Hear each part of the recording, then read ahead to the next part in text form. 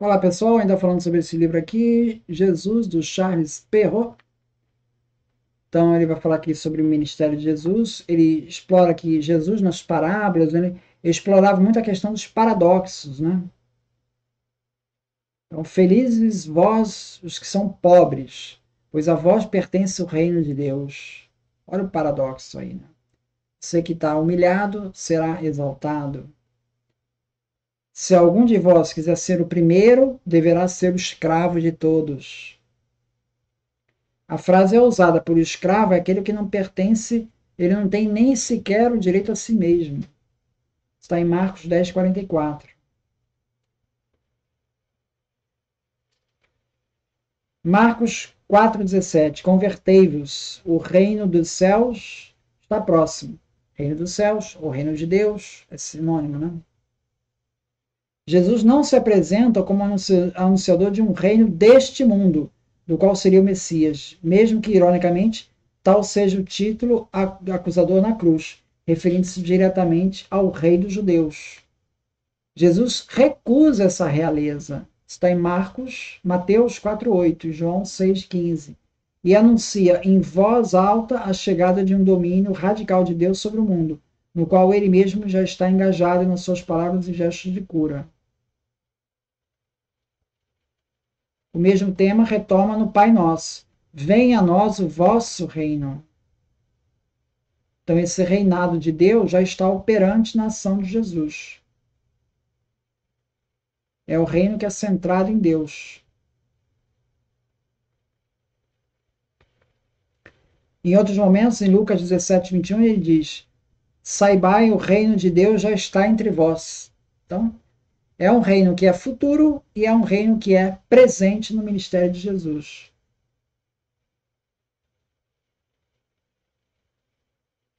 Então, se já é presente, ele não está falando de nenhum reino militar, né? Porque Jesus está ali no ministério, já está ali o reino de Deus, já está ali. Mas ali não tem nada militar. Ali ainda está sob o domínio de Roma. E já tem reino ali de céus. Então, claramente, não é uma imagem literal. Aqueles que esperavam que viria para derrotar os romanos, né? Não era isso que Jesus estava falando.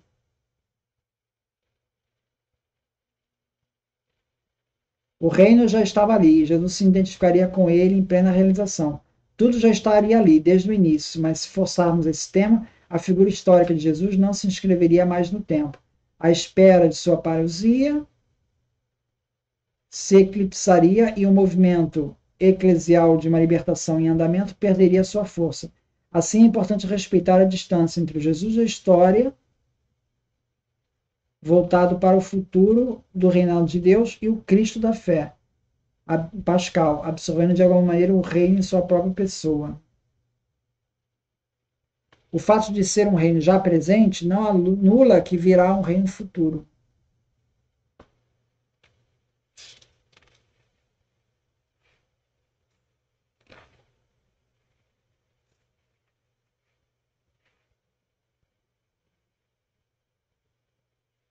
Aí falando sobre a questão dos milagres, né?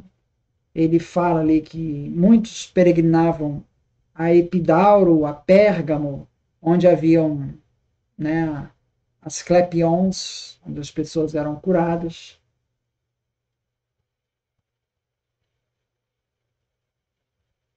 Por mais surpreendente que possa parecer à primeira vista, os historiadores do Novo Testamento, digamos, de todas as partes, admitem geralmente que o próprio Jesus se apresentou como curandeiro e exorcista, ou pelo menos assim foi tomado pelo seu círculo.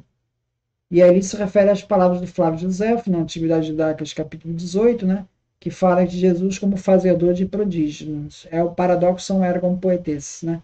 Fazedor de grandes coisas maravilhosas, né?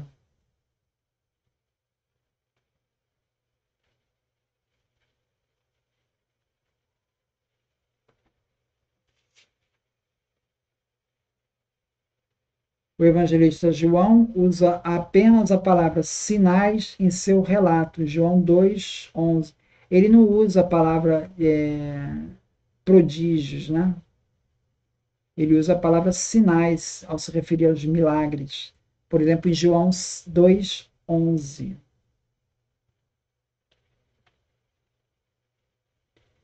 Então, no contexto, as pessoas davam Jesus como realizador de milagres. Tá? Ele ficou conhecido dessa forma na época dele. Não é uma inserção tardia essa história dos milagres. É um fato que está presente desde o início. Né? Tem umas passagens surpreendentes, por exemplo, às vezes o gesto é surpreendente. A maneira dos taumaturgos judeus da época, como o cuspe e o barro nos olhos, segundo João 9,6. E também Marcos 7,31 e 8,22, com a cura do surdo-mudo e de um cego. Ainda aparecem mais ainda extravagantes. Lucas, quando vai traçar esses milagres, que usa cuspe e barro, e mistura e coloca no olho e tal, coloca na boca para curar a gagueira, né? Lucas ele vai descrever essas passagens de Marcos reescrevendo. Ele não vai tratar desses milagres especificamente. Ele vai suprimir esses milagres. Essa cura do surdo mudo e do cego de nascença. Vai suprimir. Porque tem essa coisa de misturar cuspe com barro que se aproxima muito dos taumaturgos da época. E aí poderia traçar algum tipo de analogia com uma espécie de magia, alguma coisa assim. Para evitar isso, Lucas tira isso do texto.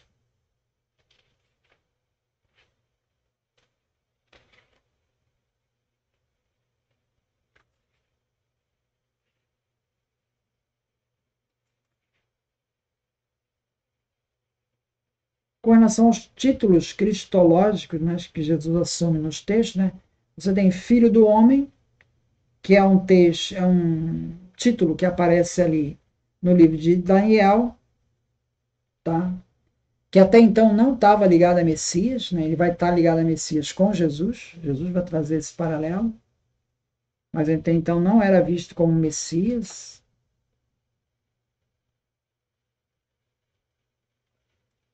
Outro é como profeta. Jesus era um profeta poderoso, Lucas 24:19. Como Messias ou Cristo, né? Isso vai aparecer em vários lugares.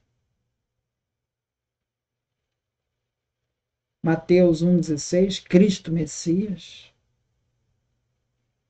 E outro título que ele recebe é Filho de Deus,